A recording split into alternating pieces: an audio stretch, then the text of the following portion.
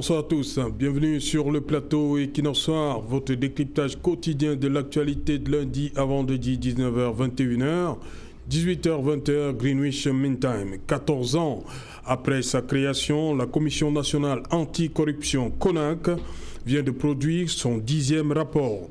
L'institution chargée de prévenir ou de juguler la corruption au Cameroun indique qu'un important gain financier a été enregistré ces 10 dernières années. Selon le révérend Dieudonné Massigams, président de la CONAC, pour l'État, les gains financiers cumulés de 2011 à 2017 sont de plus de 1652 milliards de francs CFA. Ceci grâce à la collaboration avec le tribunal criminel spécial et la Cour suprême. Toutefois, à la CONAC, l'on reconnaît que l'on peut faire mieux avec un renforcement des ressources financières et humaines, décentraliser l'institution et surtout la rapprocher des populations et des services. La CONAC sollicite également plus de pouvoir à travers l'adoption d'une loi anti-corruption. Madame, Monsieur, tout à l'heure à 20h, c'est la grande édition d'information présentée par Cédric Noufelet. Tout de suite après, le débrief du journal et tout de suite, le fait du jour.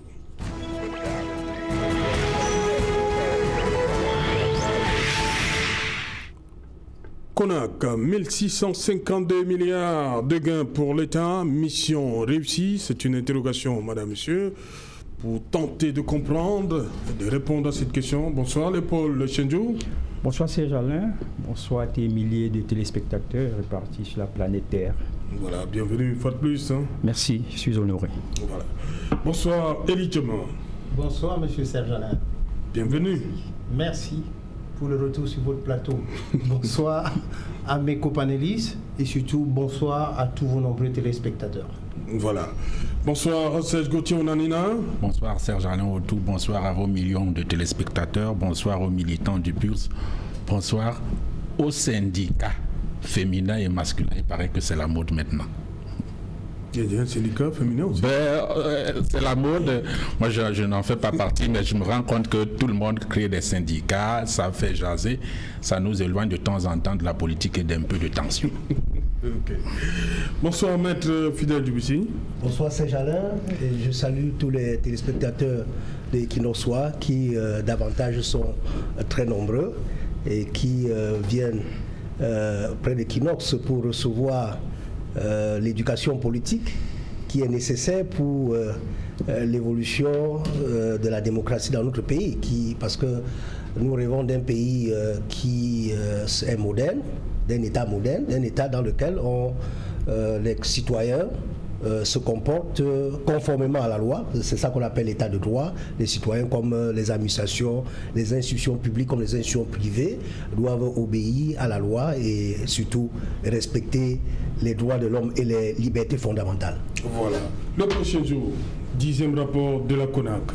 Quel commentaire pour vous? Ben écoutez, moi je pense que le prétexte c'est cette une du quotidien gouvernemental qui parle de 1656 milliards de francs épargnés dans ce laps de temps-là. Évidemment, je commencerai par vous poser d'abord cette question. Est-ce qu'un tel chiffre se comprend dans l'environnement camerounais? Et à cette question, je vais d'abord répondre par oui. C'est un environnement marqué par cet instinct de faire croire que le blanc est noir et le noir est blanc. C'est-à-dire que lorsqu'on se retrouve dans un camp comme dans l'autre, on a toujours tendance à flétrir les faits. Parce que, voyez-vous, lorsqu'on nous brandit ces chiffres de 1600 milliards, évidemment, ceux qui le brandissent jubilent et le font avec une certaine détermination, avec des preuves. De l'autre côté, des observateurs comme nous, parce que je suis journaliste, vous l'avez rappelé, et le journaliste est d'abord un observateur de la société. Lorsque j'ai fini d'observer cette CONAC-là, lorsque j'ai fini d'analyser les chiffres, je ne peux que pouffer de rire, parce qu'en réalité, dire qu'on a pu épargner 1600 milliards en 10 ans, je me pose bien des questions. Et ces 1600 milliards, qu'est-ce qu'on en a fait? Si tel est que, parce que là, il faut bien comprendre qu'en fait, c'est pas, les 1600 milliards, c'est pas dit que la CONAC a récupéré 1600 milliards, c'est de dire que la CONAC a permis à l'État de gagner cet argent-là. Maintenant, si les missions de la CONAC sont des missions de sensibilisation, des missions d'accompagnement, des missions de lutte contre la corruption, et lorsque je regarde ce qui se passe seulement sur nos axes routiers, les 1600 milliards ne peuvent que me donner l'envie de rire. Donc voilà un peu ce que je peux dire sur ce sujet. Pour vous, ce chiffre, après le 10e rapport, 1652 milliards de gains cumulés moi, je sur crois 6 que, ans. Vous savez, actuellement, le Cameroun vit une conjoncture internationale due au Covid, accompagnée des aides sordides et tristes guerres dans laquelle nous sommes empêtrés depuis 4 ans. Et un chiffre comme celui-là, pour moi, je n'ai pas de jugement à faire parce que, vu la déliquescence de notre pays actuellement, quelle que soit, aussi minime soit-elle, l'action qui puisse permettre d'avoir une économie, c'est toujours la bienvenue.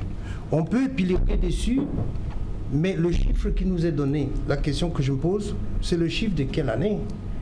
L'idéal aurait été de dire, nous on a collecté 1600 milliards avec un taux de progression qui montre l'effort du travail fait, ou alors en nous expliquant très concrètement, chaque année, combien on a perçu pour en arriver là. Cela étant, nous n'allons pas cracher sur les 1600 milliards. Faut-il se poser la question, comme le Copanelis l'a dit tout à l'heure, à quoi ça sert? Voilà. Voilà, Serge Gauthier Nanina, vous avez fait un petit calcul, hein? Ça fait combien entre 2011 et 2017? Alors, 1652 milliards, ça fait 275 milliards, 275,33 milliards par an.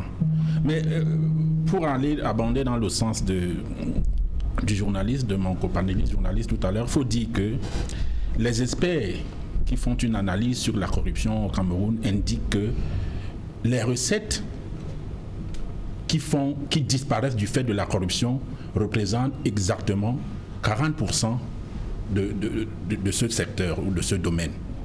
Ça veut dire que le budget du Cameroun aujourd'hui est environ de 4 800 milliards de francs CFA de cette année. Si vous faites 40% de ce chiffre, vous avez 1920 milliards pour une année uniquement.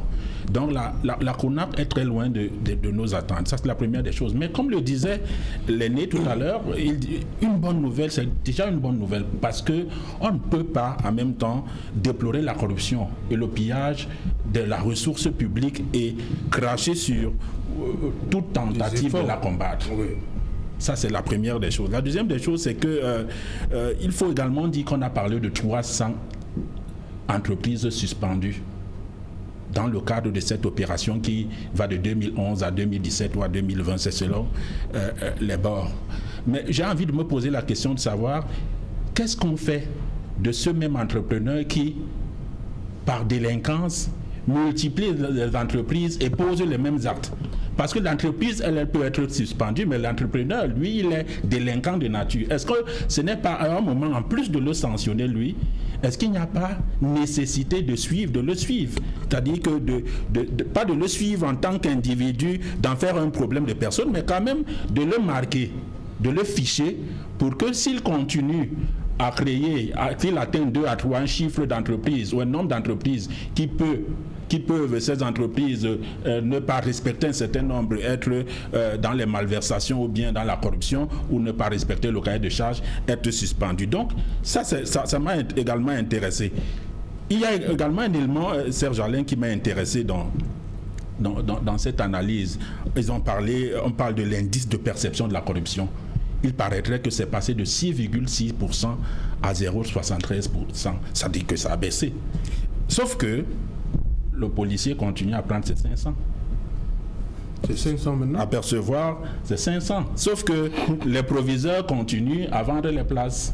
dans les lycées, sauf que les magistrats continuent, ou la magistrature continue à avoir la réputation d'être un corps corrompu, sauf que les cadres des ministères des Finances, les douaniers continuent à avoir la réputation d'avoir les maisons les plus luxueuses en moins de 5 à 10 ans de carrière. La question de fond donc, et c'est là où on peut interroger, questionner la méthodologie. Qui était la cible de la CONAC? Qui est la cible de la CONAC?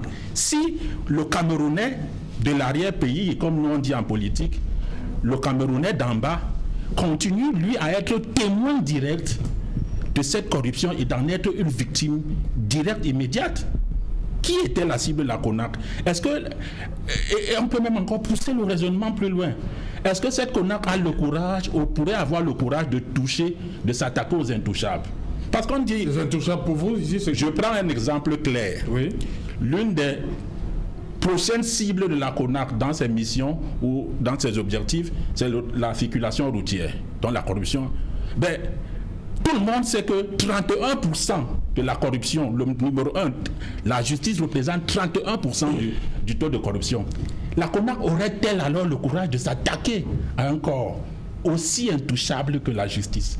La CONAC aurait-elle le courage de s'attaquer aux hauts commis de l'État qui occupent des hautes responsabilités et qui, je prends un cas simple, des députés de cette République du Cameroun ont évoqué un certain nombre de malversations, alors de mauvaise gestion de budget dans le cadre de projets.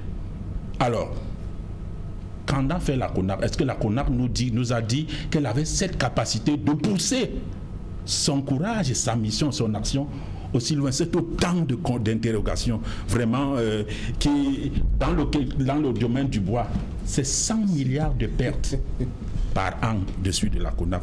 Donc, moi je continue et c'est par là que je vais chuter. Serge Alain, excellent rapport, chiffre intéressant parce qu'on a besoin d'argent, en se posant la question de savoir si sauvegarder, c'est que cet argent est stocké quelque part, ou alors c'est qu'on a juste empêché que les gens fassent la corruption, à la CONAC de nous fournir. Mais les mots choco, bière, donne-moi le taxi, vient motiver le dossier, faire avancer le dossier, carburant, n'ont pas disparu. Ils ne sont plus pas tabous, ils sont toujours à la mode. Ça veut dire que la CONAC peut-être devrait revoir ou alors étendre sa cible. Maître Fidèle Djibissi, vous, je vous vois sourire. Est-ce que ce chiffre-là, vous, par rapport, disons, que pensez-vous de ce 10e rapport, d'abord, d'entrée de jeu? C'est un 10e rapport, un énième rapport de la CONAC qui laisse les Camerounais toujours insatisfaits.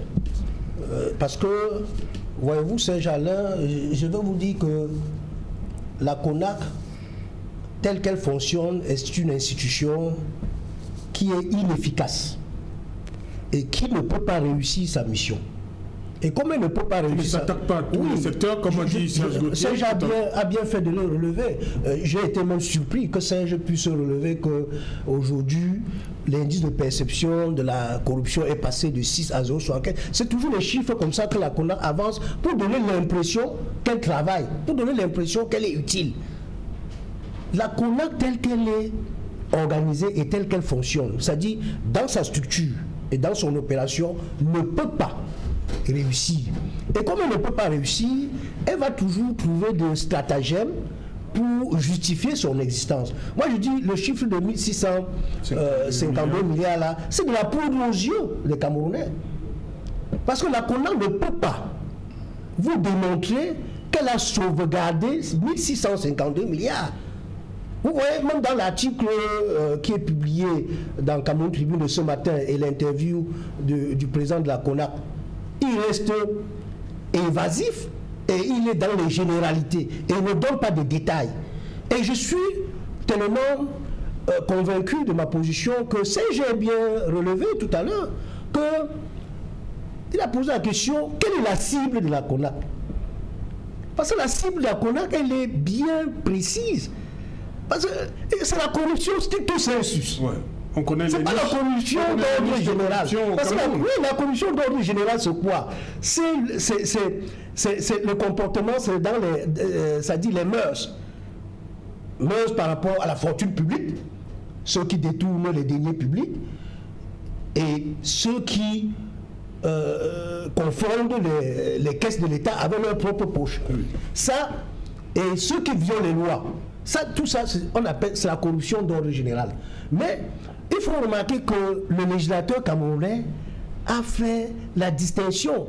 Parce qu'il n'y a pas que la CONAC qui lutte contre les atteintes à la fortune publique. Parce que la CONAC, elle, dans son rapport, dans l'article de Cameroun Tribune ce matin, ou bien l'interview du président de la CONAC, il fait un amalgame en parlant de l'ANIF, en parlant du contrôle supérieur de l'État, du conseil de discipline budgétaire, et en parlant de la Cour suprême, pour ce qui est de la Chambre des comptes. Le législateur a bien fait la répartition en disant que le contrôle supérieur de l'État s'occupe de ceux qui gèrent les deniers publics. Les finances publiques. Oui, les finances publiques. Et le conseil de discipline budgétaire traite ce genre de dossier. C'est-à-dire ceux qui ont tous ceux qui gèrent les deniers publics. Alors, ceux-là, lorsqu'ils se rendent coupables de mauvaise gestion, nous avons vu des cas, et vous allez relever, parce que la CONAC dit qu'avec le concours du tribunal criminel spécial, mais je mets la CONAC au défi de prouver un seul cas de personnes poursuivies, d'auteurs de corruption, qui passent devant le tribunal criminel spécial. Tous les dossiers qui passent devant le tribunal criminel spécial, c'est des dossiers venus du conseil de discipline budgétaire. C'est-à-dire le fruit du travail du contrôle supérieur de l'État. Ou bien les cas qui viennent de l'ANIF, qui est l'Agence nationale d'investigation financière. C'est-à-dire que dans le cadre du travail de l'ANIF, il peut découvrir des actes qui sont des actes de détournement de deniers publics. C'est-à-dire parfois, quand on voit des flux financiers, des transactions financières, on peut soupçonner, il y a des cas comme ça qui passent devant le tribunal criminel spécial, parce que c'est la NIF qui a tiré la sonnette d'alerte et qui a fait le dossier et a transmis au tribunal. Mais je disais que la cible de la CONAC, c'est quoi? C'est la corruption. La corruption telle que définie dans le Code pénal, en ses articles 134 et 134, 161 et 312. Parce qu'il faut distinguer, il y a la corruption dans le secteur public et le secteur privé. Et les gens oublient souvent que même dans le secteur privé, il y a une corruption. Et elle est même parfois plus grave que celle qui se déroule dans le secteur public. Et le Code pénal a prévu. Et la corruption, c'est un fléau qui est difficile à appréhender. Parce que ça se passe dans les secrets. On parle des bakchiches, on parle des dessous de table. Et il est souvent difficile de dénicher, de débusquer les auteurs de la corruption. Et c'est ce travail-là que la CONAC doit faire. C'est ces investigations. La CONAC annonce qu'il y a eu des dénonciations. Voilà. Mais elle ne dit pas 11 dénonciations. En 2019. Oui. Donc, vous voyez que les Camerounais même ont la volonté d'aider la CONAC, de collaborer avec la CONAC pour qu'on puisse juguler ce fléau-là. Parce que c'est un fléau qui fait mal aux Camerounais. Et les Camerounais, au départ, avaient placé beaucoup d'espoir à la CONAC. Mais aujourd'hui, nous nous rendons compte que la CONAC est inefficace et balance les chiffres comme ça. Il vous souvient qu'en 2018, dans le cadre de son rapport avec la société Congecam, elle avait balancé un chiffre de 32 milliards. Oui, rapport de 2018, de 2017, décembre 2018, 32 milliards comme un trophée de guerre. Et nous nous sommes retrouvés, quand j'ai été interpellé dans ce dossier, nous avons étudié le dossier, nous avons vu que la CONAC est allée prendre les documents relatifs à des contrôles des inspecteurs des impôts et des inspecteurs de douane pour dire que ici, là, il y a eu corruption. Il y a eu une affaire de transfert de capitaux pour payer les fournisseurs de la société Congecam. 5 milliards d'une part et 6 milliards de l'autre. Parce qu'en matière d'importation, il y a ce qu'on appelle la déclaration d'importation. Tu fais la déclaration d'importation, tu peux dire, tu déclares 10 milliards et après, tu utilises seulement 4 milliards ou moins. Et maintenant, l'administration de la douane fait un contrôle a posteriori pour voir si n'ayant pas tout utilisé, il y a eu fraude. C'est ce qui s'est passé dans le cadre de la société Congecam. On a contrôlé et on a clôturé le dossier et indiqué qu'il n'y avait pas eu de fraude douanière ni de fraude fiscale. Là, on vient prendre ça. 5 milliards multiplié par 2 dit que la pénalité c'est 10 milliards plus 5 milliards ça fait 15 milliards. Il prend encore 6 milliards multiplié par 2, 12 milliards plus 6 milliards ça fait 18 milliards. Et il additionne tout ça, il dit que Congecam a détourné 32 milliards. Fraude douanière, fraude fiscale, détournement des deniers publics, transfert illégaux des capitaux. Donc vous voyez que la CONAC fait un amalgame, ne fait pas son travail. Parce que et je vous dis qu'elle fait ça parce que telle qu'elle est organisée, de façon structurelle, elle ne peut pas. Et je suis d'accord avec le président de la CONAC qui reconnaît qu'il faut lui donner davantage des moyens. Oui, ce n'est pas les moyens financiers qu'il faut. C'est sur le plan structurel. Faire de la CONAC une autorité, la police judiciaire. C'est-à-dire qu'il peut trouver des gens qui peuvent débusquer les auteurs de corruption et les traduire directement devant la justice sans qu'il y ait besoin de passer par la police ou la gendarmerie. Et pas seulement ça, pour que la CONAC puisse y arriver. Qu'est-ce qu'il faut? Et Dieudonné Massingamba lui-même il a relevé qu'il faut qu'il y ait, qu'on institue dans notre droit positif l'infraction de l'enrichissement illicite. Et c'est très important. Pour l'enrichissement illicite, c'est comme ça qu'on peut débusquer les auteurs de la corruption. Parce que la corruption, c'est dans le secret. Parce que ceux qui font la corruption, que ce soit la corruption passive ou la corruption active, c'est dans le secret. Mais elle est visible dans le train de vie. Et c'est là qu'on peut aller trouver. Et il y a également ce qu'on a appelé la déclaration des biens. Pour ceux qui gèrent les deniers publics, pour les ordonnateurs de dépenses et tout ça.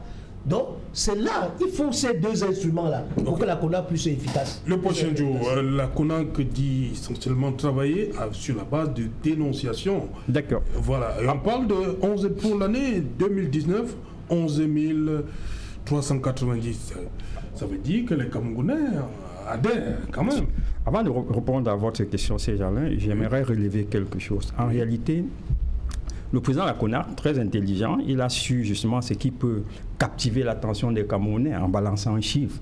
1600 milliards. Nous tous, nous tombons dessus en disant que voilà, on a pu garder 1600 milliards quelque part.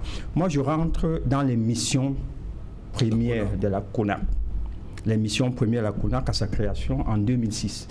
C'était de prévenir, c'était d'investiguer, et puis c'était de dicter des trains de mesures pouvant juguler le phénomène de la corruption. Que la CONAC évidemment, je viens. Si on était en 2006, et là nous sommes en 2021, 15 ans après. Je vous dis, lorsque vous êtes dit en 2021, voilà, 2020, 14 ans après. Lorsque soufflez encore quelques jours. Lorsque je prends l'Arcelou, Douala, Yaoundé, je me rends compte qu'il y a des régies financières privées tout le long de cet axe-là. Vous avez des personnes abhorrant des tenues de gendarmes sous des parasols et qui ne font aucun effort, mais perçoivent à un rythme effréné. Des personnes abhorrantes ne sont pas des gendarmes. Je veux parler des gendarmes. Je préfère ne pas dire que... Cela vous donne l'impression que ce ne sont pas... Voilà. Je préfère dire que... Parce qu'en réalité... Ce n'est nul pas écrit que les gendarmes devraient mettre des parasols au bout. C'est ça votre problème, mais il y a le soleil. Vous voulez qu'il... Permettez que j'ai parlé de régie financière privée. Vous comprenez ce que ça veut dire? Ça veut dire que en réalité, ces parasols sont des endroits d'encaissement de l'argent. Vous voyez les chauffeurs transporteurs qui viennent, garent la voiture, soit avec le dossier, va, et le rôle du gendarme, c'est juste de prendre, ouvrir, enlever le 1000 francs qu'il y a dedans et continuer. Et là, ça se passe sur l'axe Douala-Yaoundé, au moins 2-3% comme ça. Vous voulez que la CONAC s'intéresse à ce phénomène-là? Je suis sur le transport, je suis dans le domaine du transport. Ça fait, je crois, un mois où un acte de corruption à ciel ouvert a défrayé la chronique dans une salle d'audience ici, où on dit des avocats qui reconnaissent avoir donné de l'argent à un magistrat pour rendre une décision de justice. Je crois que ce n'est plus un secret. Dans les lycées et collèges, on sait que pour inscrire un enfant en classe de 6e, il faut payer 100 000 francs. Donc, entre 2006 et 2020, où on a créé une structure pour combattre, pour annihiler le phénomène de corruption. Je me rends compte qu'aujourd'hui, plus que hier, parce qu'aujourd'hui, c'est entré dans les mœurs, ça n'émeut personne. Est-ce que le secrétaire d'État à la Défense ne prend pas l'Arcel ou doit là Yaoundé Bafoussam pour voir ce qui se passe avec les gendarmes au bord de la route là? Il le fait. Le ministre de la Défense, il est sur ses arces tous les jours. Il voit bien comment est-ce que les éléments se comportent là-bas. Le patron de la police, est-ce qu'il ne passe pas sur ces routes-là pour voir comment les policiers font? Donc finalement, on a comme l'impression que tout est normal et c'est pour ça que le président de la CONAC, lui, il a trouvé son tapioca et il vous balance le chiffre comme ça pour que vous le laissez faire.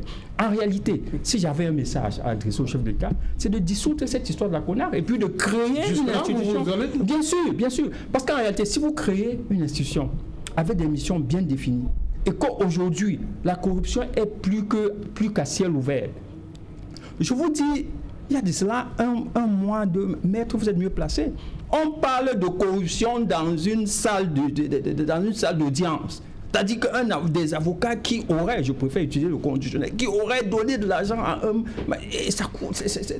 Donc, quand vous avez des faits comme ceux-là, et qu'on a créé une institution qui vit aujourd'hui avec un budget des milliards en début de chaque année, qui a un personnel, ils aiment bien se pavaner avec leur véhicule et puis des macarons qu'on a, tout ça, encore que.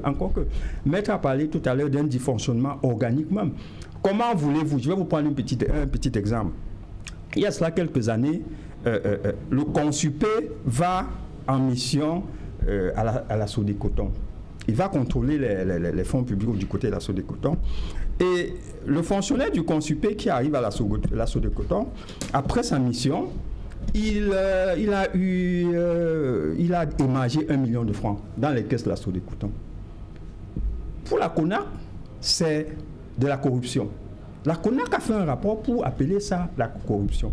Sauf que 2 semaines, 3 semaines après, le Consupé, qui est dans son rôle de contrôler la gestion des deniers publics de toutes les entités publiques, envoie la même personne qui avait émargé 1 million et qui avait été décriée par la CONAC, l'envoie comme vice-président d'une commission pour aller enquêter sur la CONAC.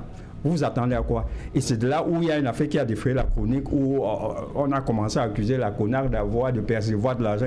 Donc vous voyez, quand on parle toujours au niveau de son dysfonctionnement, l'actuel président de la CONAC, il a été nommé en 2010, nous sommes en 2020, ça fait 10 ans. Vous pensez que même pour la gouvernance d'entreprise, le responsable d'une institution comme celle-là devait mettre autant de temps dans un même poste? C'est autant de choses qui font croire que moi, je reste convaincu que le président de la République, la bonne décision qu'il peut prendre pour combattre la lutte contre la corruption au Cameroun, c'est de dissoudre cette affaire et puis de créer une autre entité avec des pleins pouvoirs.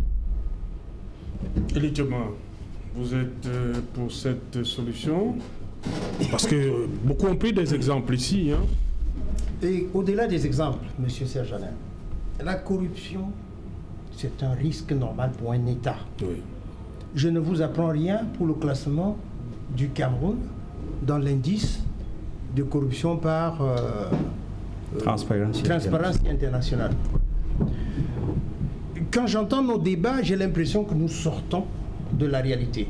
En ce sens que notre pays est devenu, pour la réalité de la corruption, une manière de vivre. À partir du moment où ça devient une manière de vivre, c'est pour ça que tout à l'heure, d'entrée de jeu, je vous disais, quelle que soit l'action qui soit menée, pour récupérer le peu possible, je suis content. Quant à dissoudre le CONAC, non. Pour créer une autre entité plus efficace. S'il vous plaît. Vous évoquez parfois des chiffres. Je vois ici que la CONAC, dans un rapport en juillet 2020, a dit qu'ils sont passés de 482 dénonciations la première année à 23 048, soit 4 682%. Quant à la dénonciation. Ça veut donc dire que même le Camerounais est prêt à dénoncer parce qu'il se trouve aujourd'hui asphyxié. Oui, bien sûr. Deuxièmement, on a évoqué tout à l'heure quelle cible doit être la sienne. Je crois quand même que pour être honnête, si l'on considère notre pays que nous connaissons très bien, c'est un boulot difficile. Vous avez évoqué partout où il y a corruption. N'oubliez pas que même en famille, il y a corruption. Oui. Alors, Croyez-vous qu'une institution comme celle-là soit capable de lutter contre la corruption? Franchement, je crois que non. Ils ont la capacité de faire bouger les choses, d'avancer progressivement. Je suis plutôt d'accord avec son président qui dit il nous faut des moyens. Et à partir de ce moment-là, il faut que ces moyens qui sont mis en place soient contrôlés. Il demande les moyens et des pouvoirs. Et aussi. des pouvoirs. Oui. Je vais vous dire une chose. Nous avons parlé tout à l'heure des cibles.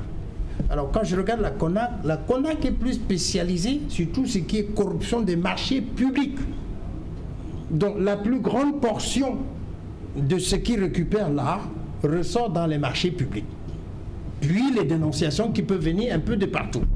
Cela étant, je retiens une chose du président de la CONAC qui dit lui-même que pour renforcer cela, il faut un système judiciaire responsable et transparent, pilier essentiel de la bonne gouvernance. Alors là, nous touchons la réalité. La corruption chez nous, c'est un problème de gouvernance. Or, sur votre plateau, Serge, je crois que c'était dimanche, un éminent professeur de droit, de manière très imbue, a dû dire à M. Edmond Kamga qu'à l'école, on leur enseignait que gérer, c'est prévoir. C'est ce genre de slogan qui enfonce le Cameroun chaque jour. Car gouverner, c'est un art. Et cet art, c'est celui de faire valoir son imagination pour toute personne qui gouverne, pour mettre son intuition, sa connaissance et ses compétences à l'administration et à la gestion. Fort est de constater que chez nous, ce n'est pas ça, puisqu'en fait, cette gouvernance-là a deux piliers, l'autorité et le pouvoir. Et vous allez me permettre de casser ou bien de tordre le cou aux idées conçues qui nous font croire chaque jour que le pouvoir s'arrache. C'est le pire des mensonges. L'autorité s'arrache. Or, cette autorité s'arrache parce que, comme vous le voyez, voilà le Cameroun depuis 2 ans. Je ne sais plus à combien d'élections nous sommes. On peut en compter. On est déjà au moins 4 parce qu'on cherche à avoir de l'autorité. Sauf que cette autorité n'est valable, Serge Alain, que parce qu'elle est ancrée dans des règles, dans des lois, dans tout ce que nous avons fixé pour réguler notre pays. Or, il s'est fait que l'autorité qui remet en cause sa justice perd sa légitimité. Or, le pouvoir est donc utilisé en termes de coercition, et vous voyez que la population se trouve dans une situation aujourd'hui, regardez ce qui se passe dans notre pays, avec le NOZO, avec tout ce qui peut se passer.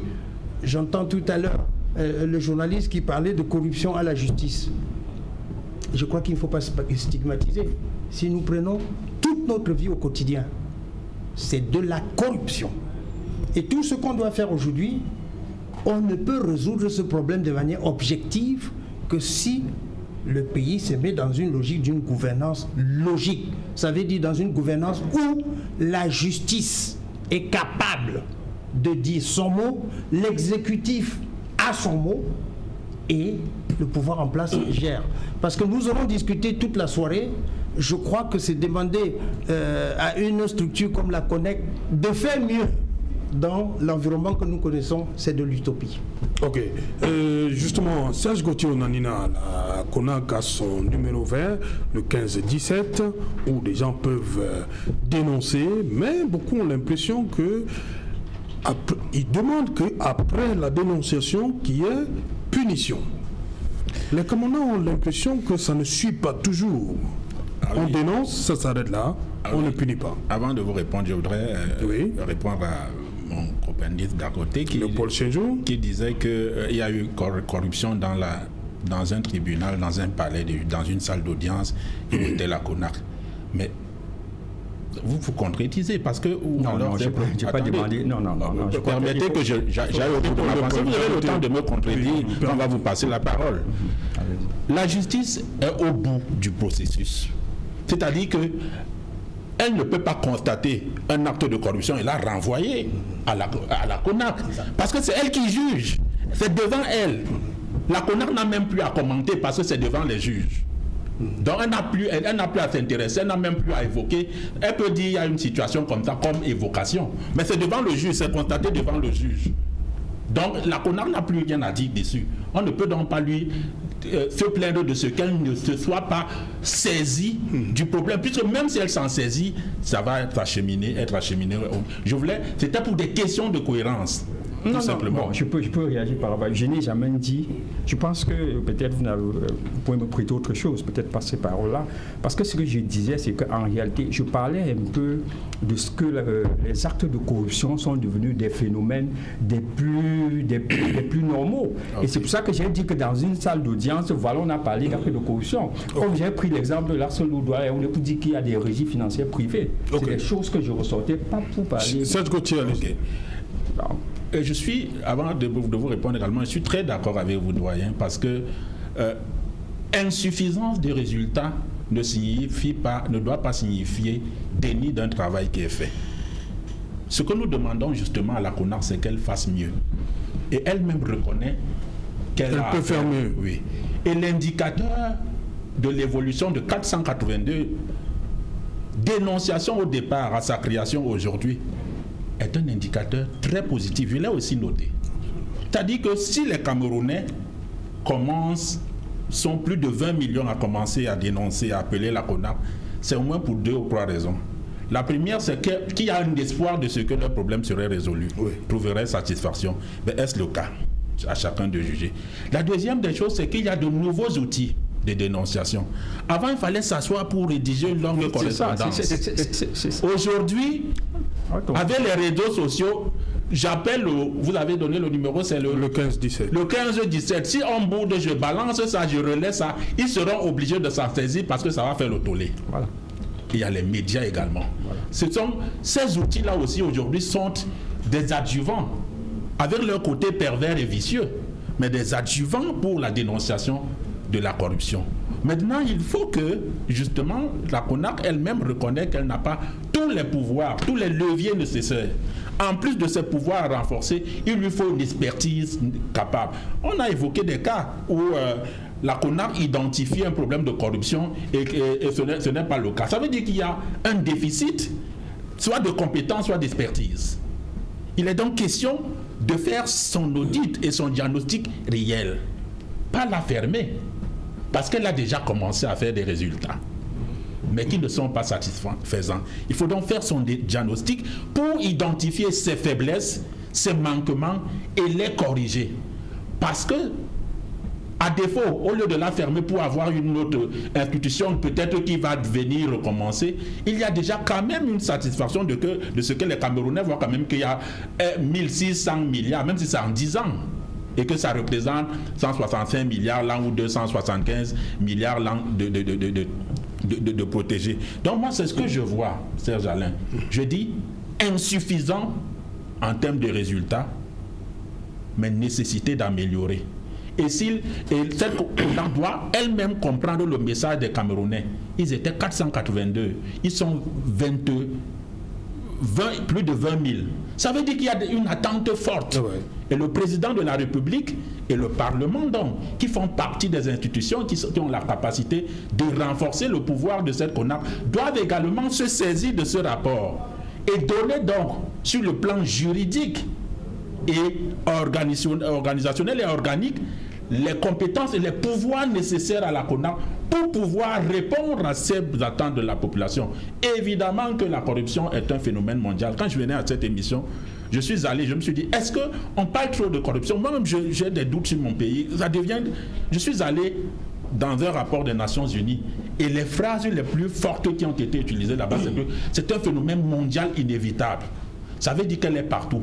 On peut quand même, à défaut de l'éradiquer, on peut quand même l'atténuer. Voilà, Maître Fidèle Djoubissi, rapidement, pour terminer cette première partie. Moi, je pense que la CONAR est une institution budgétivore. Et je pense que Léopold Shenjou a bien fait de relever tout à l'heure en indiquant que il faut dissoudre la CONAR, ou je ne suis pas un nihiliste, il faut faire la réforme faut faire la réforme de la CONAC pour qu'elle soit plus efficace pour combattre ce fléau qui fait tant mal aux Camerounais. Et il faut relever que le projet l'a bien fait d'indiquer tout à l'heure qu'au moment où le contrôle supérieur de l'État s'est rendu à la CONAC, le contrôle supérieur de l'État a réalisé que la CONAC aussi était dans les malversations financières. C'est-à-dire, pour ce qui est de leurs indemnités, c'était tellement faramineux qu'on se demandait si on est toujours au Cameroun, on parlait de 6, 7, 8 millions de francs CFA par mois. Donc, je n'ai rien contre les membres de la CONAC, mais je dis que le plus souvent, les chiffres qu'ils avancent ne sont pas exacts, ne sont pas en phase avec la réalité, et le plus souvent, la CONAC est instrumentalisée contre certaines personnes, le cas de Congé Kam est patent, et bien d'autres. Attendez, Bina. Oui. Donc vous dites que ça n'avait rien à voir avec la réalité. Ça n'avait rien à voir avec la réalité, c'était tous des chiffres qu'il fallait monter comme ça pour indiquer que la CONAC travaille. Pourtant, elle ne fait vraiment pas son travail. Et comme on l'a relevé tout à l'heure, c'est qu'elle ne dispose pas suffisamment des moyens. Et nous, au Mouvement pour la Renaissance du Cameroun, c'est ce que nous avons toujours dit, qu'il faut qu'il y ait la déclaration des biens de l'article 66 de la Constitution. Et qu'il faut également... Attendez, quand je finis, vous allez prendre la parole. Donc,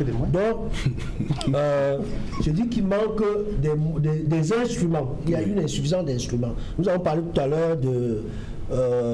l'infraction sur l'enregistrement illicite, et également il y a la déclaration des biens de l'article 66 de la Constitution qu'il faut mettre en pratique pour que la CONAC puisse être efficace. Moi je ne suis pas d'accord avec M. Eric quand il parle des marchés publics. Il dit que la plupart des fonds dont la CONAC parle c'est des marchés publics. Bon, parce que s'agissant des marchés publics, la CONAC peut travailler au niveau des attributions des marchés publics. C'est là où on peut voir de la corruption. Au niveau de l'exécution, on ne voit pas la corruption parce qu'il y a des organes de contrôle de l'exécution. Et quand vous ne l'exécutez pas, il y a une mauvaise exécution et on peut poursuivre l'adjudicataire du marché pour mauvaise exécution ou bien pour une exécution. Et on peut le poursuivre pour détournement des deniers publics. C'est au niveau de l'attribution, la commission d'attribution. Et quand il y a concours dans l'attribution, il faut justifier parfois. Il y a même corruption dans l'exécution. Oui, donc, il y a également merci, on revient après le journal. Merci maître.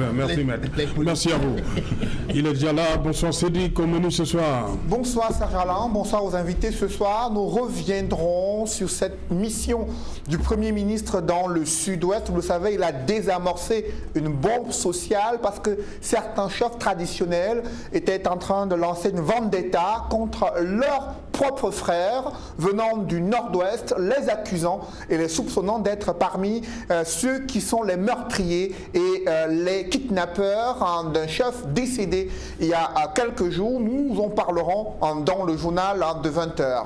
Vous le savez, nous sommes à une semaine du réveillon de Noël et les poches des Camerounais sont bien vides. Comment vont-ils résoudre l'équation de faire plaisir à la famille durant les fêtes de Noël? Quels sont les accessoires présents sur les marchés? Comment dans l'arrière-pays l'on s'organise? La tête et le cœur ne sont pas vraiment à la fête. Nous en parlerons dans quelques instants. Et également, nous évoquerons dans ce journal cette rencontre des experts comptables de la CEMAC qui attire l'attention des pouvoirs publics de la sous-région Afrique centrale sur la transparence dans la comptabilité publique et la gestion des finances publiques afin de pouvoir sortir du cycle de la crise économique en Afrique centrale. Des experts qui s'expriment dans quelques instants. C'est Alain. Voilà, madame, monsieur, c'est donc la fin de cette première partie Equinox Soir. Le rendez-vous, il est pris pour une trentaine de minutes pour Equinox Soir. Deuxième partie, ce sera le temps du débrief, toujours en compagnie de Léopold Le Chendio, Serge Gauthier, Onanina, Maître Fidel Djoubissi et Elie Tchebman pour le débrief du journal.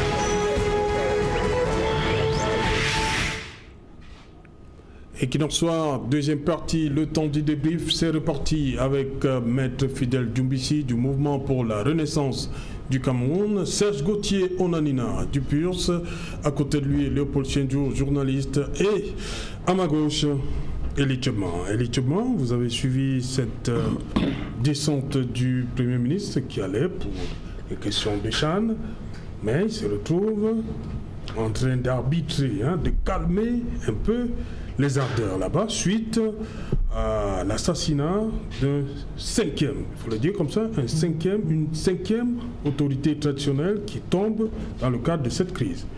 2 dans le nord-ouest, 3 déjà dans le sud-ouest. Alors, Serge Alain, quand vous évoquez les problèmes de chefferie, personnellement, je suis outré. En ce sens que l'invasion de la politique dans nos chefferies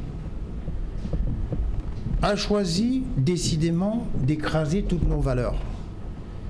Je me réjouis du geste du Premier ministre Dion Ngouté, qui nous montre là que, en passant, il a dû faire une descente pour faire une réunion qui a pu apaiser les cœurs, comme l'a dit tout à l'heure M. Cédric Noufelé. Ça veut donc dire que dans ce pays, si on s'assied, les problèmes peuvent être réglés. Mais permettez-moi, Serge, au moment où vous parlez de ce problème d'une chefferie, je suis très touché au moment où je vais prendre cette parole pour le dire. Je viens d'un village qui s'appelle Bangou. Ah, Bangou encore. Et qui, aux années des indépendances, a payé le prix. Parce que quand on dit que des gens ont été assassinés, c'est ce village qui a payé le plus et le lourd tribut. C'était le camp de concentration à l'époque. Et à la veille des indépendances, il a perdu son chef qui s'est enfui. Et ce chef a passé plusieurs années à l'extérieur. Ce village est resté pendant des années sans chef. Il se fait que depuis le 26 janvier 2018, ce village n'a pas de chef. C'est quand même triste. Et je crois que je profite de l'occasion pour parler au Premier ministre qui pourrait éventuellement m'écouter, lui qui est chef, de dire que frustrer une population pendant 3 ans... C'est du fait de qui? Pourquoi Bangou n'a pas de chef? Je crois que le Premier ministre doit peut-être savoir pourquoi. Parce que si à ce jour, après 3 ans, il n'y a pas un chef dans un village, c'est la mort d'un village. C'est la décision de... Excusez-moi, c'est des émotions. J'ai l'impression qu'on a tué mon village. Et j'ose espérer qu'en parlant ainsi, le Premier ministre aura un coup de cœur en faisant une descente pour libérer un peuple. Donc, puisqu'il a commencé, j'ose espérer que ce genre de geste, il a l'habitude de le faire au cœur même de la guerre du Nozo. Il a eu le courage de descendre sur le terrain. J'ose espérer qu'il va continuer son pèlerin de descendre pour faire que les cœurs s'apaisent et libèrent ce village-là. Ok. Serge Gauthier Onanina, pour vous, c'est la situation des chefs qui payent le lourd tribut, comme je l'ai dit. Ça fait 5 déjà qui sont tombés. 2 dans le nord-ouest et 3 dans le sud-ouest. Pourquoi on en veut, entre guillemets, particulièrement aux chefs, selon vous? Je voudrais d'abord commencer par féliciter l'initiative qui apaise les cœurs, parce que ça aurait été un bain de sang supplémentaire face à un acharnement. Parce que lorsque vous voyez les chefs qui symbolisent non seulement la réserve, la retenue, sortir de leur gants pour vouloir engager une vendetta, c'est qu'ils commencent à estimer que le niveau d'acharnement contre eux devient inquiétant et préoccupant. Ça, c'est la première des choses. La deuxième des choses, c'est que l'aîné l'a dit, il y a une politisation qu'on veut étendre à la chefferie aujourd'hui au point de les embastiller. On a l'impression qu'on est dans un mode de fonctionnement, dans un système de celui qui n'est pas contre moi, qui n'est pas avec moi est contre moi. Et ceux qui les assassinent donc utilisent cette logique. Alors que le chef, sur le principe, est une autorité traditionnelle, gardienne de la tradition et qui a un certain nombre de valeurs qu'il incarne et qui doit perpétuer pour la postérité. On ne peut donc pas lui dicter, puisque tous les enfants du village sont ses enfants a priori, et que ces enfants peuvent avoir des orientations politiques ou idéologiques diverses ou différentes. D'où viendrait-il qu'on impose à un chef une manière de voir? J'aurais envie de dire que quand on assassine un chef et qu'on brûle une chefferie, c'est la sacralité de façon complète et totale qu'on est en train d'annuler, de détruire. Vous voyez, parce qu'on a l'impression que ce sont des individus uniquement qu'on assassine. Mais on assassine une symbolique sacrée de façon. Donc à un moment, les chefs, il fallait que le Premier ministre arrive, mais il faut également que ceux qui posent ces actes, qui sont eux-mêmes originaires de traditions fortes, apprennent à respecter celles des autres, en commençant par la leur. Ok. Maître Fidèle Djouissi, votre lecture par rapport à ces assassinats des autorités traditionnelles dans le nord-ouest et le sud-ouest? Ces assassinats, c'est très grave, Serge, et cela arrive dans un contexte de guerre civile. Parce qu'il faut signaler que la guerre civile sévit dans ces parties de notre pays depuis 2016 et que nous avons tiré la sonnette d'alarme et avons indiqué qu'il ne fallait pas qu'on en arrive là. Et ça, c'est des dégâts collatéraux graves. Et dans une guerre civile, il est toujours possible que le pire arrive, parce que dans la guerre civile, rien n'est plus contrôlable.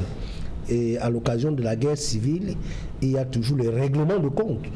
Et il ne faut pas oublier que la chefferie traditionnelle est un lieu de pouvoir. Et que lorsque, dans nos chefferies traditionnelles, lorsqu'un chef décède, il y a toujours les guerres de succession. Et le plus souvent, ceux qui perdent la succession restent toujours dans une position de revanchard ou une position de guerre. Et que s'ils ont la moindre occasion, ils peuvent éliminer celui qui a pris le dessus sur eux à l'occasion de la compétition. Non, nous souhaitons qu'il y ait vraiment dialogue. Je suis très heureux que monsieur. Est-ce qu'on devrait parler de compétition? C'est pas une question de lignée là? Oui, non, même dans la lignée, il y a toujours la compétition. Il faut comprendre que dans une chefferie, un chef laisse toujours plusieurs enfants. Et tous les enfants sont chefables, comme on dit, tous les enfants concourent à la succession. Ah oui. Et dans le village, moi je parle parce que rien n'est joué d'avance. Rien n'est joué d'avance. Et le plus souvent, pour ceux qui sont prétendants à la succession, ils ont leurs alliés parmi les notables. Parmi les notables et parmi même les sujets du village, il faut le dire ainsi. Bon, c'est un peu excessif parce que le sujet n'existe pas dans une république, c'est-à-dire parmi les citoyens du village, il y a toujours des clans qui veulent régner à la chefferie. Nous avons vu il y a récemment la bataille de la succession à la chefferie Banjoun. Et nous nous souvenons de cette pièce théâtrale de la succession de Wambou-Ndefo. Donc il faut comprendre que c'est un lieu de pouvoir. Et quand l'occasion est donnée, les autres protagonistes peuvent profiter pour régler des comptes. Moi, je dis cela parce que je viens aussi d'une chefferie. Je viens de Banja, où le chef a été tué lors de la guerre de l'indépendance. Et tout simplement, c'était consécutif à la guerre de succession. Donc, les autres qui n'étaient pas d'accord avec celui-là, ils l'ont assassiné. Le chef qui s'appelait Ndjumbissier, dont je porte le nom, c'était mon oncle. Donc, il a été assassiné à l'occasion d'une guerre civile où ces protagonistes ont profité pour l'éliminer. Donc, voilà des causes pour lesquels un chef traditionnel peut être assassiné dans ce genre de contexte. C'est pour ça que nous souhaitons qu'il n'y ait pas de guerre civile et que la guerre civile qui sévit déjà dans ces régions-là, tout peut arriver. Il y a des dégâts collatéraux que nous connaissons déjà, la situation de Gabo, la situation des enfants de Kumba. Non, dans une guerre civile, nul n'est à l'abri. Non, nous devons tout faire pour dialoguer et arrêter cette sale guerre. Voilà, les prochains jours, vous qui appartenez à la chefferie Pamendjou, c'est ça? Je vous vois très content Quand on voit Sa Majesté Soukoudjou, oui, bien sûr, comment vous appréciez le sentiment lorsque vous voyez des chefs qui partent comme ça du fait de cette crise? Comme j'ai dit, 5 déjà. Voilà, c'est énorme. Mal en point. Et comme nous sommes dans cette zone-là, j'ai dit, it is a really sad situation. Parce que lorsque vous voyez ces chefs qui sont les gardiens des valeurs de nos traditions, qui se font tuer comme de vulgaires poulets, franchement, on a c'est-à-dire, c'est indescriptible ce qui est en train de se passer là. Parce qu'en réalité, je crois qu'il faut peut-être qu'on ait le même niveau d'information par rapport à ce qui s'est passé à Bouyala. Alors, avec la situation dans le sud-ouest, il y a un chef traditionnel là-bas qui est un recrue du BIR. Il a le grade d'adjudant, je ne sais pas, du sergent, voilà. Et il doit être le chef d'un village là-bas. Et il a pour surnom Moudja Moudja. Il s'est rendu compte justement, parce qu'on était à au troisième chef tué là-bas, il s'est rendu compte d'abord, il a pensé que ces chefs, les 3 chefs tués, avaient été tués par des populations ressortissantes d'une autre région. C'est pour ça qu'il a décidé justement, il a donné un ultimatum à toutes les populations de cette région-là de quitter le territoire. Et comme le Premier ministre était dans le sud-ouest pour visiter les infrastructures de la Chambre, il a fait bouillonner, c'est pour ça qu'il est allé calmer la situation. Mais sur le champ, je crois que ce chef en question, justement, a décidé de ne pas mener à bout cette vendetta-là. Donc, pour revenir, ce qui se passe dans ces zones-là, c'est effroyable, parce qu'en venir à prendre des papas, les exécuter de façon lâchement, c'est horrible. Mais je pense quand même que, comme l'a dit Maître, le gouvernement devrait quand même prendre un certain nombre de mesures. Parce qu'il faut dire que ces chefs qui ont été tués payent ce qu'on peut appeler leur allégeance je ne dirais pas au système, mais à la procédure démocratique en cours. Les 3 chefs kidnappés récemment, ils ont été kidnappés parce qu'ils auraient participé à l'élection des conseillers régionaux. C'est le seul? Je parle des 3 qui ont été... Est-ce que c'est les seuls qui ont participé? Ce ne sont pas les seuls. Pourquoi seulement eux alors? Mais justement, il faut vous leur poser la question. On est dans un état où des gens agissent, des gens non plus, ils ajoutent sur l'effet de la drogue et tout ça. Voilà où est-ce qu'on en est. Donc, c'est tout ce qu'on peut dire sur cette affaire-là. C'est assez horrible, c'est dramatique. Ok, sur l'action du Premier ministre, comme j'ai dit à Cédric, on a désamorcé une bombe, hein, c'est-à-dire stigmatiser des populations d'une autre région. On a eu le Premier ministre, Chief Dr Joseph John Bouté, a évité le pire. Moi j'ai envie de dire, comme vous l'avez dit, on a désamorcé la bombe, mais on doit se sentir partout chez soi au Cameroun. On a toujours et surtout son frère qui, lorsqu'il n'est pas avec nous chez nous, est avec nous loin de chez nous. C'est-à-dire qu'il bénéficie d'une hospitalité quelque part. Et il faut toujours y penser à chaque fois qu'il y a une tentative de repli ou de relan identitaire. Ouais. Mais en même temps, lorsque quelqu'un vous accueille chez lui, il faut aussi avoir les civilités, c'est-à-dire que faire un effort d'installer, de continuer à perpétuer le climat harmonieux qui existe. Quand je parle de chez lui ici, je ne veux pas dire que les gens sont forcément d'office propriétaires de quelque chose, mais je veux dire que comme ils sont les premiers occupants de l'espace, il faut que la convivialité qu'on a trouvée continue. Donc, moi, c'est ce que je peux dire. J'ai envie de dire que, même lorsque ce n'est pas souvent sur le plan traditionnel, on a vu cela dans les grandes métropoles où les gens ont rappelé aux autres qu'ils n'étaient pas chez eux et les autres ont indiqué qu'ils y avaient investi et tout. Il est important de toujours savoir que, mon papa avait souvent l'habitude de dire si chacun pouvait être une tortue et se déplacer avec sa maison, ce genre de plainte n'existerait plus, puisque dès que vous me le dites, mon investissement, je le mets sur moi et je m'en vais avec au village. Vous êtes effectivement en train de me le faire parce que vous savez que je ne peux pas partir d'ici. Mais n'oubliez pas que vous avez votre frère qui est dans mon village et parfois qui a investi triplement que moi. Bien sûr. Triplement que moi. Donc, au nom de ces frères-là, vous me devez un peu de tolérance. Moi également, je vous dois. Et n'oublions pas que nous sommes dans l'humanité. Ok. Nous sommes des humains. Voilà, on va dire un dernier mot sur la CONAC et ce qui se passe. Maître Djoubissi, vous avez, où est-ce que vous en êtes avec votre dossier? Oui, nous avons engagé 2 procédures contre la CONAC parce que le rapport de la CONAC à l'égard de la société Congecam s'est révélé un rapport non fondé, un rapport mensonger. Et nous avons poursuivi la CONAC devant le tribunal de premier instant de Yaoundé centre administratif pour diffamation, propagation de fausses nouvelles et injures. Et pour cette procédure, la première, la CONAC a voulu laisser croire qu'elle ne pouvait pas être poursuivie devant un tribunal correctionnel.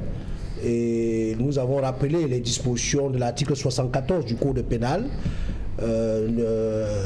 alinéa nouveau, qui indique que les personnes morales peuvent être poursuivies devant le tribunal pénal, sauf l'État et ses démembrements. Et la CONAC a voulu dire quel est un démembrement de l'État. Et nous avons, avec les autres conseils, démontré au tribunal que la CONAC n'est pas un démembrement de l'État, que les seuls démembrements de l'État connus par notre droit positif, c'est la région et la commune. Et qu'un établissement public où une entreprise publique ne peut pas se prévaloir, être dépositaire du mandat du peuple, dépositaire de la souveraineté du peuple. Et c'est pour ça que le juge a bien fait de rejeter cette demande d'irrecevabilité de notre action. Et la CONAC a fait appel. Nous attendons que la Cour d'appel statue sur cette question. Et la deuxième procédure visait les membres de la CONAC personnellement, monsieur Dieudonné le président, et le membre lui-même qui avait fait les opérations de contrôle au sein de la société. Et cette procédure, ils ont utilisé le même entourloupe pour se voir ne pas être poursuivis, mais nous avons avancé des arguments très forts parce qu'ils voulaient se prévaloir de l'immunité.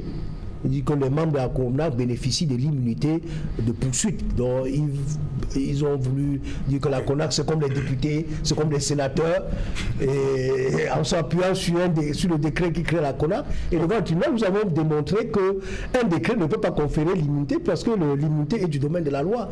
Le juge a mis l'affaire en délibéré, nous attendons la décision. Serge Gauthier Onanina, la CONAC quand même, hein, on apprécie. Oui, malgré tout. Oui, c'est ça la corruption quand même. C'est parce qu'on voit le nombre de dénonciations. Vous avez dit que les Camerounais, il y a quand même cette confiance-là. Il y a une espérance. Voilà, les gens ont espoir la CONAC. C'est pour ça que j'ai envie de dire aux compatriotes qu'il faut qu'ils continuent à intensifier les dénonciations.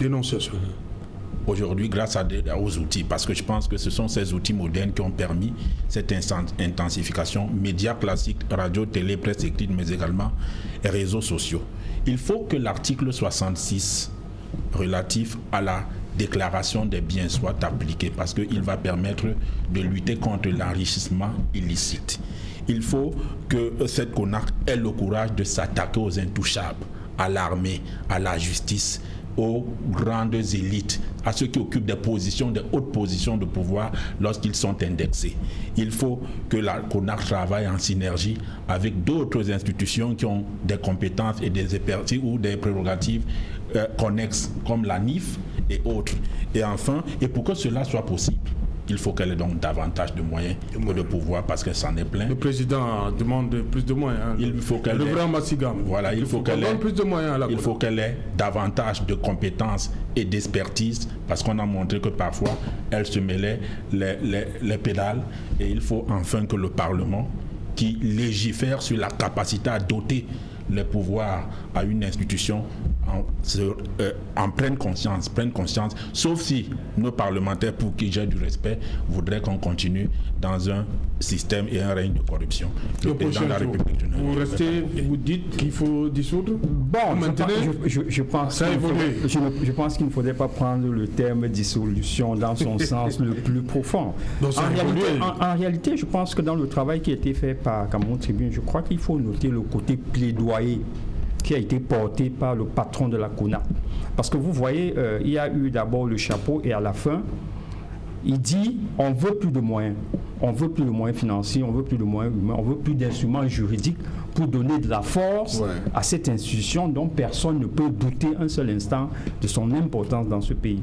Donc je pense que lorsqu'on a fini une émission comme celle-ci, moi en réalité tout ce que je peux dire que dire qu'il faille dissoudre la CONAC, c'est une façon justement de pousser son président jusque dans ses derniers retranchements pour qu'il obtienne son indépendance, pour qu'il obtienne vraiment ce qu'il faut pour que ce soit un véritable organe de contrôle et puis capable d'annihiler ce phénomène de la corruption. Voilà, effectivement, je termine par vous. Vous applaudissez quand même le travail abattu par la CONAC. C'est pas un problème d'applaudissement, Serge. Vous savez, la corruption, c'est un risque qui nous gangrène et qui a atteint toute la société camerounaise. Pas seulement toute la société camerounaise, partout. Sauf que chez nous, c'est un peu plus grave. Maintenant, comment est-ce qu'on traite les risques? Alors, quand le président demande des moyens, il faut que ce soit précis. Parce que pour tout risque, il y a des mesures de prévention, il y a des mesures de protection. Il a cité quelques-unes tout à l'heure, c'est tout à fait normal. Et quand on traite des risques, il y a des risques pour lesquels on n'y peut rien et on est obligé de transférer ces risques à d'autres qui ont des moyens de faire mieux. C'est pour ça que dans une entreprise, on transfère les risques aux assurances. Pour se dire, au cas où ce serait très grave, les assurances en charge. Donc, la CONAC doit réfléchir plutôt dans quelle mesure essayer de renforcer pour qu'elle soit dans ces termes, parce qu'elle montre une rentabilité en présentant les chiffres. Donc, on doit réfléchir pour l'aider à avancer. Sauf que je ne terminerai pas, Serge, sans revenir sur cette drôle histoire de chefferie. Je suis très choqué parce que... Vous avez envoyé le message au Premier ministre. Je ne parle plus au Premier ministre. Vous parlez à qui? Au président de la République maintenant? Non, je parle aux colons. Ils sont là, ils vous écoutent, qui ont choisi de casser nos chefferies. Mais ils sont partis. Nos chefferies étaient démocratiques, malgré la monarchie. Oui. Parce que dans les chefferies, il faut savoir d'où viennent les chefferies. C'était des guerres. Et quand on faisait les guerres, on faisait des conquêtes. Chaque chef qui était là avait des notables. Et chaque notable devait faire valoir ses conquêtes pour augmenter la taille du village. Et du coup, le chef était respecté parce que chaque notable avait une population. Il se fait donc que par le jeu démocratique qui nous a été imposé par les colons et que j'appelle aujourd'hui l'aristocratie élective. Parce que regardez bien, aujourd'hui on est 25 millions ou 30 millions. Le jour du vote, on nous dit qu'il y a 3 millions ou 2 millions qui ont voté. Allez, soyons sérieux.